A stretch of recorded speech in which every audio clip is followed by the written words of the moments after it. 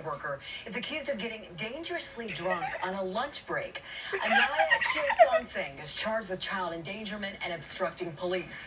A breathalyzer test registered a blood alcohol content level over 4 times the legal driving limit. Oh, shit. Live in Girl, Plymouth no. right now with how this all played out and what the owners are telling us about it, Ben.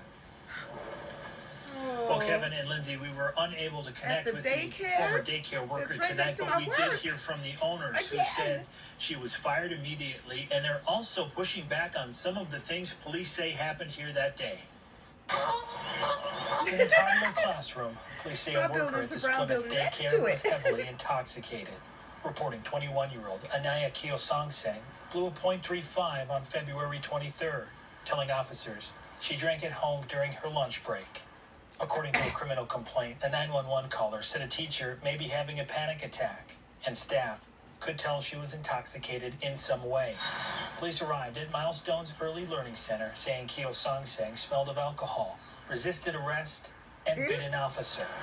Investigators said surveillance video shows her losing control of her motor skills, picking up a child and falling backwards into a wall, which police say appeared to make the child slam their head on the wall. And while attempting to scoot on the ground, consoling the child, she fell on top of the child. Oh, In a statement, though, the owners say, "We did not observe any instance in which a child was injured or placed at risk," and that detectives told the daycare and families no child was injured as a result of the staff members' behavior, adding Kyosongseng was fired immediately as there's a zero tolerance for alcohol or drug use. Thank God they had cameras. Republican Representative Nolan West's daughter was abused at a different, unrelated daycare in 2024, and now pushes to change state law to require cameras in all daycares. Any parent can know exactly what happened to their child in this setting rather than fearing the worst and just not knowing. So it's good that they had that. It'll ensure accountability for the individual. Agreed.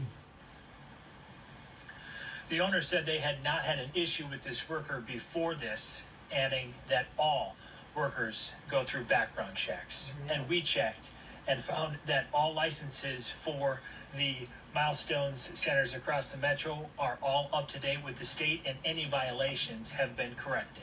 Live in Plymouth, Ben Henry, 5 Eyewitness News. Thank you, Ben. And now to the South Metro, where there are new developments tonight in Burnsville, where police are investigating whether the grandmother of a murder suspect used her role at a St. Paul nonprofit to hide him.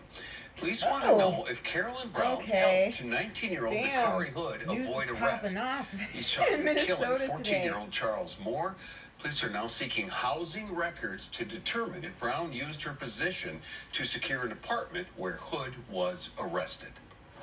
Here's a live look at the state capitol, where we learned actually this is live from downtown St. Paul, where we learned a short time ago the Republican Party of Minnesota is calling on Minnesota Senator Amy Klobuchar to return what they are calling